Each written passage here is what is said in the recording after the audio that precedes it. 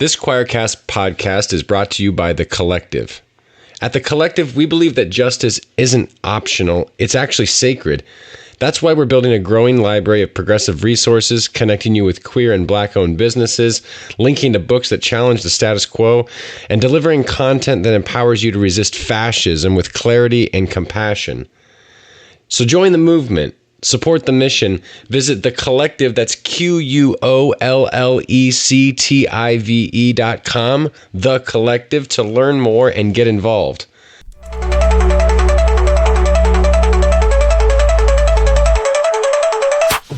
Welcome to the Unbelief Podcast, your journey, actually our journey together beyond inherited beliefs to a spirituality that works for you.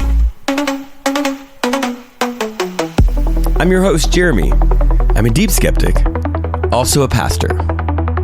We can fix that later, right? No? Damn. Welcome to the Unbelief Podcast. I am Jeremy, and a quick programming note. We are entering the holiday season, and during this holiday season, we are going to just be releasing one podcast episode per week. I am going to be taking some time off and going to have to create a lot of content to keep everything going in all of the ways that you get to hear from me. And so this podcast is going to be a little different.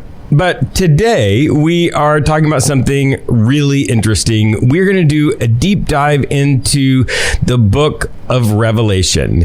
And I'm going to give you some very specific scholarly interpretations of the imagery here. So a lot of us grew up with the culture being that the book of Revelation was talking about the future, was predicting the future, kind of like Nostradamus predicts the future, theoretically, though that's never actually been shown to be the case until you're looking back from history into it and saying like, oh, I think maybe that predicted this.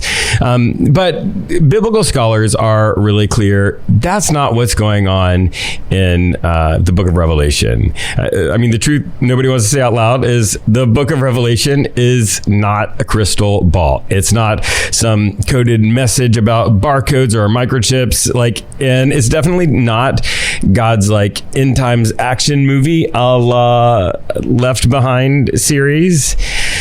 Revelation is what happens when a persecuted, marginalized community tries to make sense of the empire that is crushing them.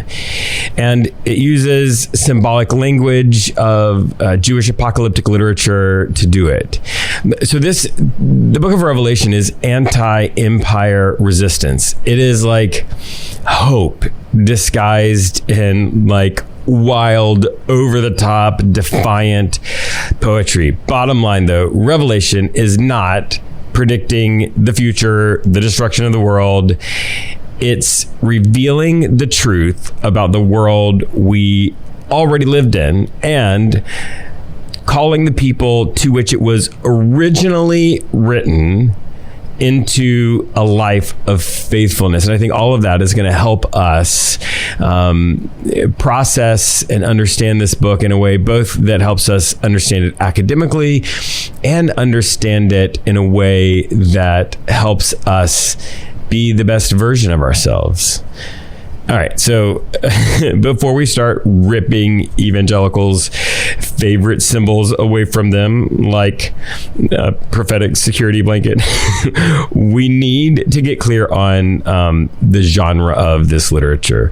Because if you don't understand apocalyptic literature, Revelation will, look like a horror movie when it's actually something closer to a political cartoon. Okay, so what is apocalyptic literature? Apocalyptic literature, it reveals what is hidden. And generally, it's written by oppressed communities using visions and symbols and cosmic energy, imagery to critique an empire without, in this case, without saying Rome out loud. The genre is not predictive. It's symbolic. It's like the ancient version of what we might call saying the quiet part out loud, but safely through metaphor. So this coded imagery allows them to talk about it without somebody being able to hold it up in court and say, look, you said that the emperor was evil. So that they don't have to get in trouble. And I think that a lot of people, when you are reading this and thinking of it in this term, this genre term, you might say, well, I mean, how would anybody know what this means? And this is, I think, really a helpful question, because this isn't just apocalyptic literature.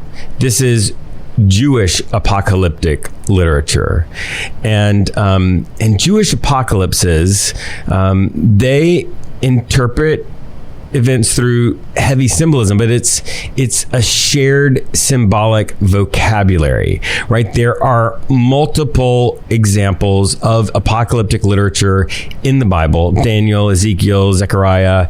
If you go into the Apocrypha, like First Enoch, Fourth Ezra, but all of these have this shared symbolic vocabulary, so that when the people who are reading the Book of Revelation hundreds of years after those other books were written, Daniel, Ezekiel, etc., they can draw on that, right? They have heard these symbols, this imagery.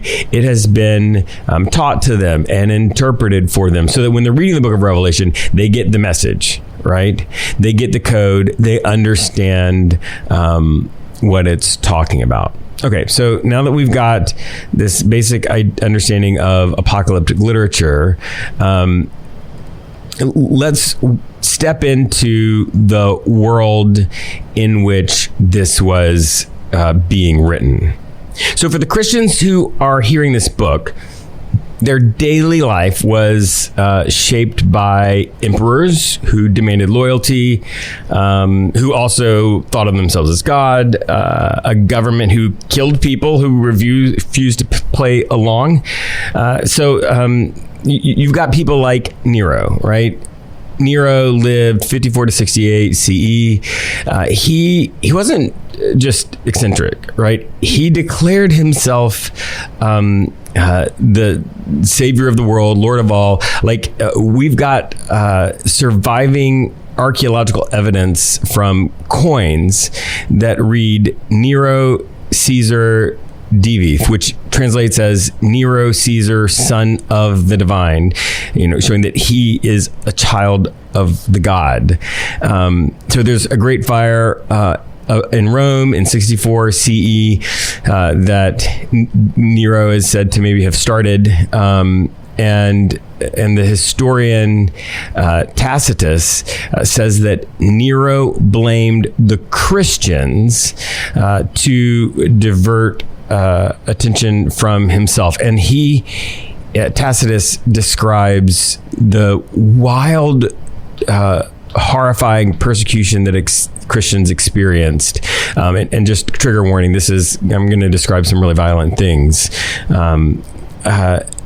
So in Tacitus's annals, he says, mockery of every sort was added to their deaths. They were covered with the skins of beasts. They were torn by dogs, like they were killed by dogs tearing at them, or they were doomed to the flames and burnt.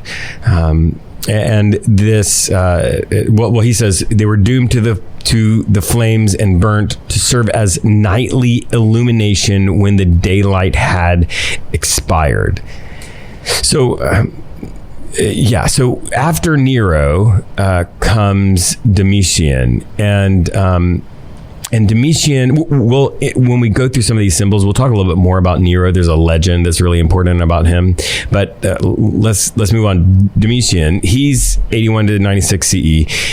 So he's not as theatrical as Nero, but he is incredibly paranoid, like paranoid enough to make up for not having the theatrics. And like he insisted on being addressed as God. There's Suetonius. That's one of the texts that we find this little description. He says, Domitian began a letter, "Our master and our God commands," and this was the form of address he insisted upon. And like archaeology backs this up. We've got inscriptions found in Ephesus and Asia Minor, which is places where Revelation's 7 churches, right? It begins with these letters to 7 churches. So we've got inscriptions from 2 of those places where the 7 churches are located that have recorded dedications to the Lord and God Domitian. So, you are Christians hearing this book of Revelation. This is in the forefront of your mind. Now, during Domitian's reign, Christians weren't hunted everywhere, but they were like vulnerable everywhere. They were suspected of atheism for refusing to worship the Roman gods. They were hated for separating themselves from trade guilds that were dedicated to idols. They were distrusted because they met in private gatherings at night, which the Roman people, the Roman authorities, assumed because they were meeting at night, they were like plotting rebellion. And they also lived through, or are really near the fallout of the Jewish revolt. So that it results in the destruction of the temple in 70 CE. Josephus talks about Rome leveling the temple and slaughtering thousands. So for Jewish Christians, this trauma is like fresh. Archaeologists have discovered in inscriptions from places like Smyrna, Pergamum, Ephesus. Remember, Ephesus is one of these places where the letters are written to. Evidence of like the way that the imperial cult was like embedded in the daily economics, right? So what was happening is that local trade guilds, they will hold annual feasts honoring the emperor as God.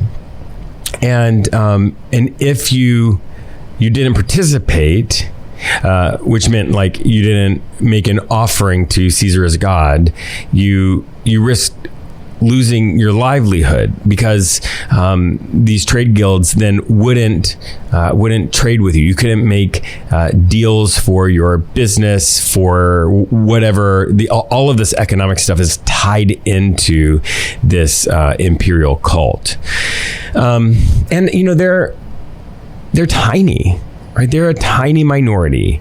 And they're misunderstood. So Pliny the Younger, he's a Roman governor, writing just a few years after Revelation was most likely composed. He actually makes a complaint that highlights this misunderstanding and the way that Rome was portraying Christians. He complains to Emperor Trajan that Christians meet before dawn and swear oaths not to commit crimes, right? Like he is baffled that this harmless group was being feared, but the fear was real. The propaganda was real. So this is the world in which they are living. And this level of persecution becomes sort of a theological problem as well, because they believe that God loves them, that they are part of God's family. They are, all of those things. And they believe that God is all powerful. And they are experiencing and have experienced some horrifying, violent persecution. They are being limited and sidelined and left out of the major economic drivers, right? They are being portrayed as possibly plotting some downfall of Rome, and that's a problem, because that keeps happening, and these powerful people keep getting more powerful. The Empire of Rome keeps getting more powerful, and they have this question of like, wait a second, like, why are the evil prospering, and we who are following a God who loves us and is all powerful, not getting a better life? And so in some ways, Revelation is answering that question. And one of the ways it answers it, according to Dan McClellan, is it's saying that, okay, the punishment isn't going to come in this life. It's going to come for them in the afterlife, in the life to come. All right. That's all preamble, backstory, whatever, for the stuff that you're really interested in, which is the symbology of Revelation. So let's talk about the symbols and about how modern biblical scholars understand them in this context, because Revelation is not talking about the future. It is talking to these people that have lived in this world at this time, and it is giving them important messages and important challenges. So I'm going to start with the one that like captured my imagination when I was a kid. I went to a conference called the Dawson McAllister Student Conference. He did this dispensationalist end times interpretation of Revelation, and it actually lasted for 2 years. There was a weekend conference, and we got the first half one year, and then a year later we got the second half. And there is this story in Revelation chapter 13 where it talks about the beast, and the beast is said to be the Antichrist, right?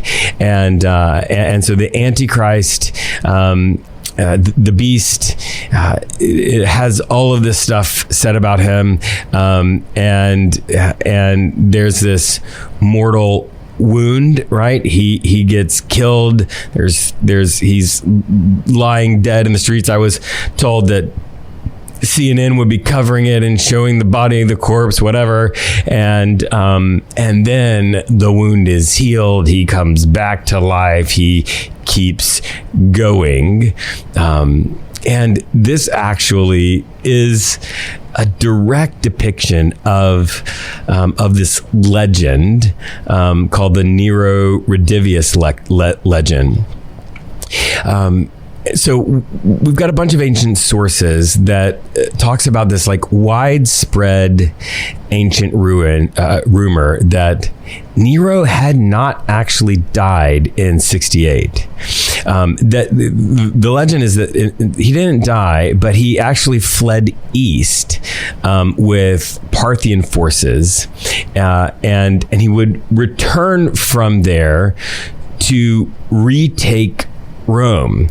And of course, this bred, like after his death, multiple imposters showing up and claiming to be Nero.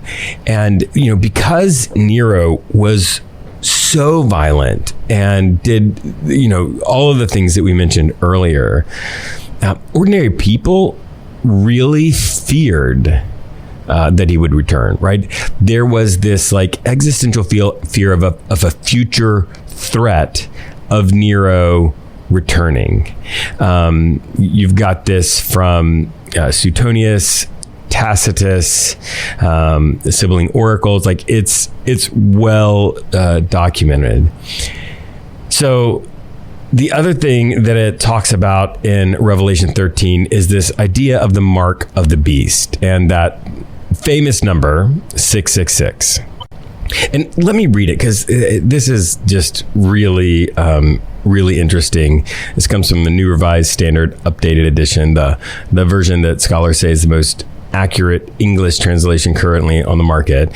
In verse 16, it says, it causes all, both small and great, both rich and poor, both free and slave, to be given a brand on the right hand or the forehead, so that no one can buy or sell who does not have the brand, that is, the name of the beast or the number for his name.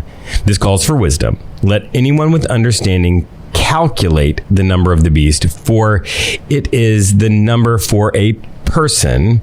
Its number is 666, right? The 666, right? It's used everywhere. And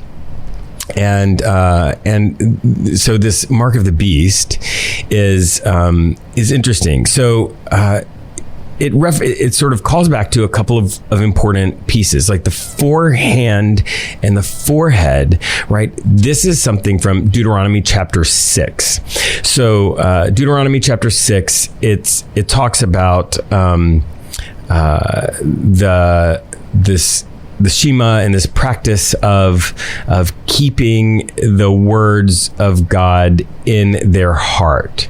And it says, keep these words that I'm commanding you today in your heart, recite them to your children, and talk about them when you are at home and when you are away, when you lie down and when you rise. And then here's the important part: bind them as a sign on your hand, fix them as an emblem on your forehead. So, right, we've got the hand and the forehead, and it's symbolizing a mark of devotion to God. So the symbol of marking your forearm or your hand and your forehead is a symbol of a mark of devotion. And in Deuteronomy 6, this is one of the most well-known passages in Judaism, in all of Judaism throughout history, right? Everybody knows this. This is a mark of devotion, and this devotion here in Deuteronomy 6 is devotion to God. So the Revelation 13 passage is using that symbol that people would understand is symbolic of devotion, but the devotion now is to allegiance to the empire. That is, in that allegiance to the empire, that devotion to the empire is required to participate economically, right? We know this from this background that I gave you a little earlier. Now, the number of his name, the calculation of the number of his name, relates to a Jewish practice of gematria. So this practice takes a unique feature of Hebrew. So ancient Hebrew doesn't have numbers. Instead, each letter in the Hebrew alphabet is actually assigned a number. And so you would, in the English version, you might say AAA, and that would mean 111. And so what would happen is they would take letters of words, they would add up the number of those letters and would say, look, these two words are related to each other. So in this case, there is, if you take Nero Caesar, the name and the title of Nero, and you put the Hebrew spelling in, and then you do the gematria, you add up those letters, it is 666. And so some scholars will point to this as like a further undergirding of this idea that the beast is Nero and by extension, Rome. Other things that they point to in Revelation 13 to underscore that is there are 7 heads to the beast, and in the ancient world, like the Roman had, there was a standard Roman self-description that there was the 7 hills of Rome. The beast rising from the sea. There's ancient Jewish symbolism for chaos in the sea and foreign oppression, right? And so that's Revelation 13. Let's go to another one. Okay, so we'll do Revelation chapter 6, the 4 horsemen, or the 4 horsemen of the apocalypse. So Revelation 6, 1 through 8 says, I looked, and there was a white horse. Its rider had a bow, a crown given to him, and he came out conquering and to conquer. And out of another horse, and out came another horse, bright red. Its rider was permitted to take peace from the earth so that people would slaughter one another. I looked, and there was a black horse. Its rider had a pair of scales, a quart of wheat for a day's pay, but do not damage the olive oil or the wine. I looked, and there was a pale green horse. Its rider's name was Death, and Hades followed with him. Okay, so these scholars have a really solid interpretation for this symbology. So again, we've got to base this in what the original readers were familiar with. They had the Old Testament and the Apocrypha, if you've got a Bible that has that, and so these horsemen actually echo Zechariah 1 and 6 and 4th Ezra. All of those use horse imagery to describe God's judgment on oppressive nation. And so when they're hearing this horse imagery, they're thinking oppressive nation. And so each of these horses symbolizes things that oppressive nations do and a cyclical nature of that, right?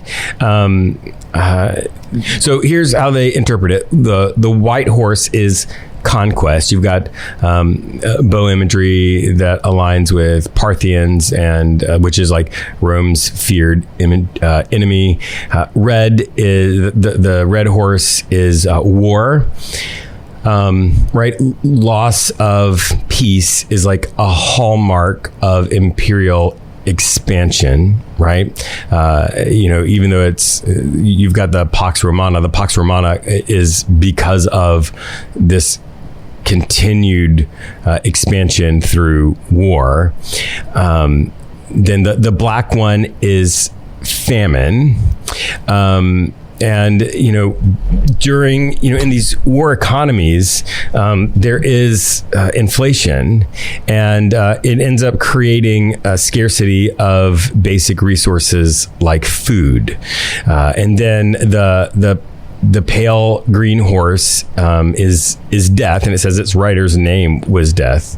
And this is sort of the inevitable outcome of the conflict and the scarcity. And this is like a classic cycle of imperial violence, right? Not just with Rome, but all over the place and throughout history.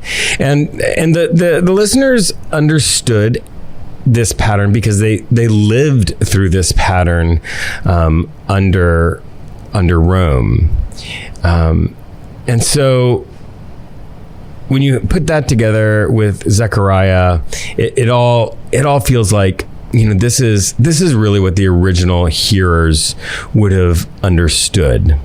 Okay, let's go to another one. Babylon the Great in Revelation chapter 18. Okay, so the short form of this symbol is that Babylon the Great is Rome, and this is like a common Jewish word for Rome, right? A common code word. So listen to what happens when you apply Rome to Babylon. I'm gonna read parts of Revelation chapter 18 from the New Revised Standard Updated Edition, but I'm going to put the word Rome in for Babylon. Right? It says, fallen is Rome. It has become a dwelling place of demons, a haunt of every foul spirit, a haunt of every foul bird, a haunt of every foul and hateful beast.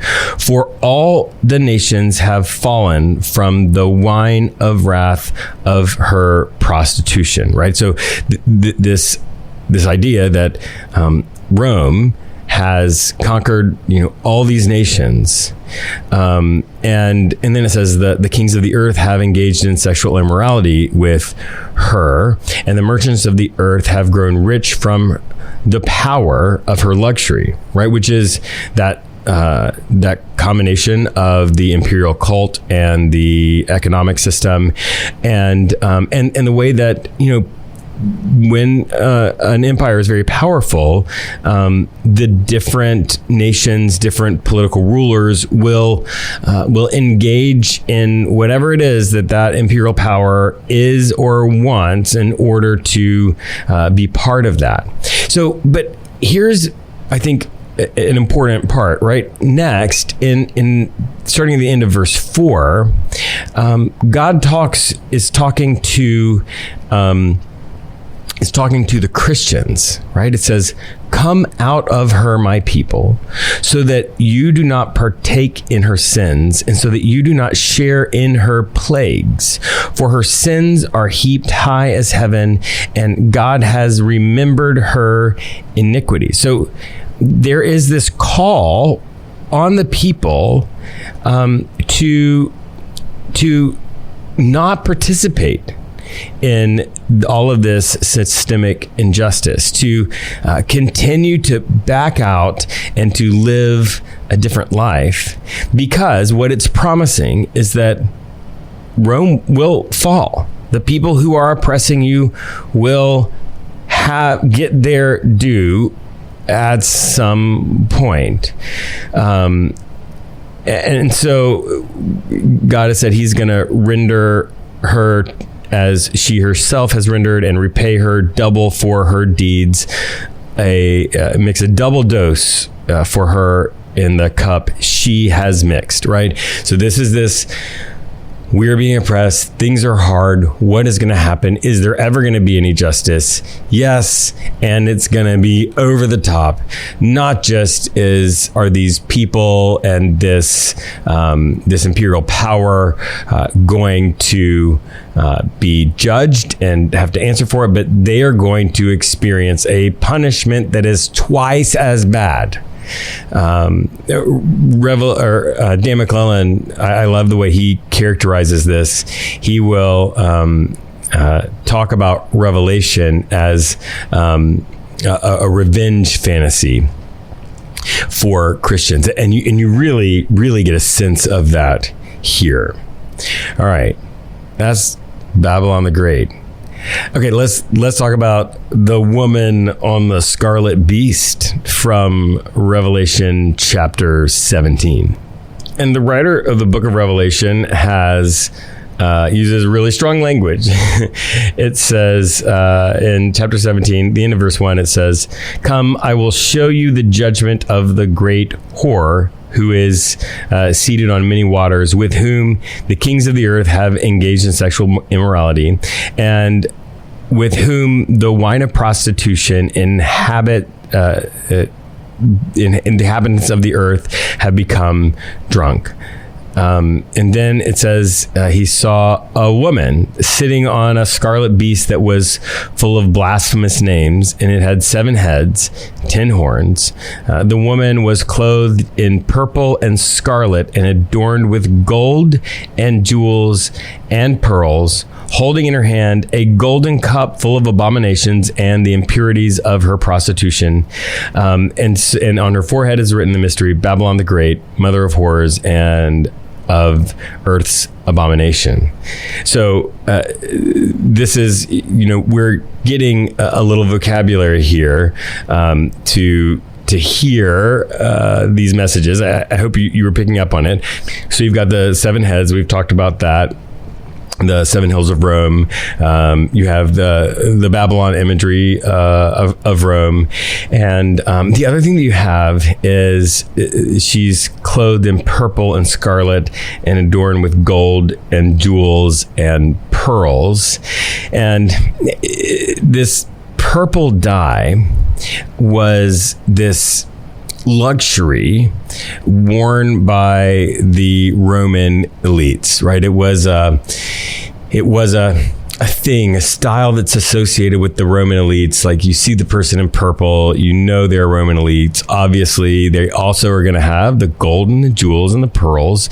And so the idea here is the Roman elites are sitting on the beast, on Nero, on Rome, and they are riding on this imperial power, right?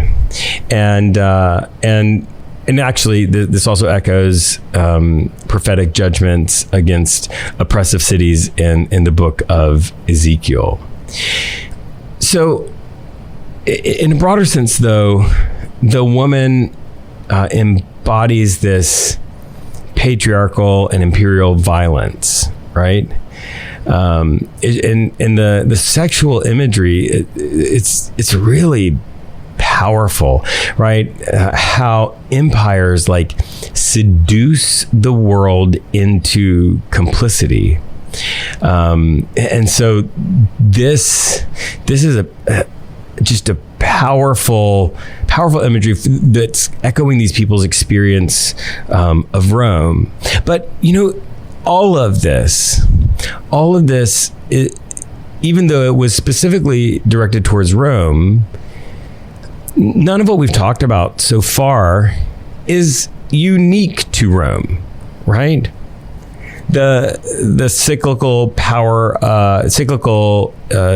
expansion of power in imperialism, right? The war, the conquest, then the war, the famine, the death, that you can find in the story of empire everywhere throughout history. And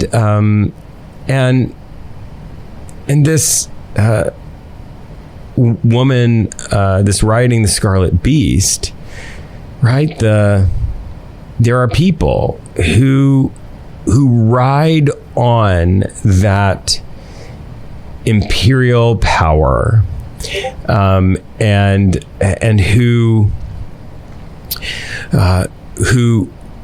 increase their own status and power and wealth through that imperial power, and that power, like the power of empires, is seductive, right? Because you can become incredibly wealthy, have whatever life you can imagine or dream up when you get in bed with the empire. Now, the end of Revelation is, I think, my favorite part. The New Jerusalem. That's in Revelation chapter 21. The idea is this: it's calling back to the Old Testament.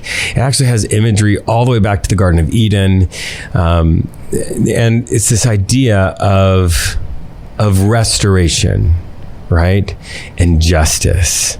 So this city, like the city is the symbol of empire, not exactly, but of like the way that culture is, right? That includes empire. And there's this new city that comes down out of heaven, and it's a reversal of all of those things.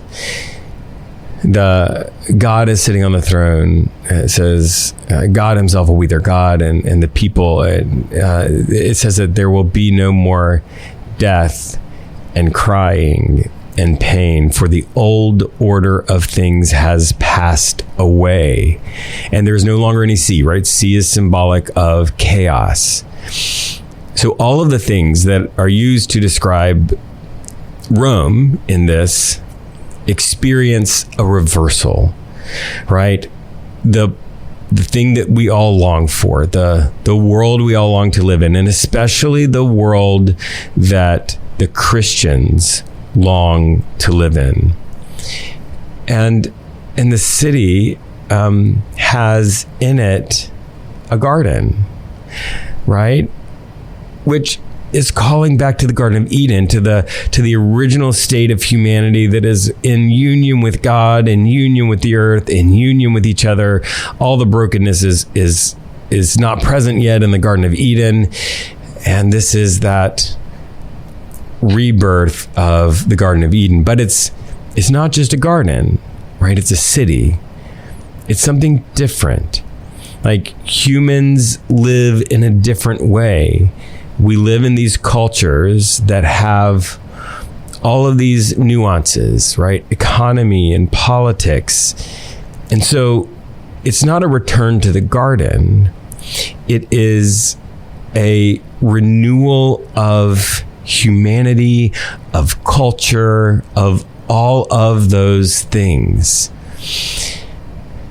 And so you see that that the people who are in this really difficult time, this message resonates with them on an existential level. But I think it resonates right now on an existential level. Right wherever you find yourself, it resonates at this profound level, this longing that we have, all the horror, all the terror that we experience in the world, this idea that it doesn't have to be this way. Yeah. And so you have all these calls to the Christians in that time. Basically, it in one sense, it is, you can be complicit in this unjust system, or you can,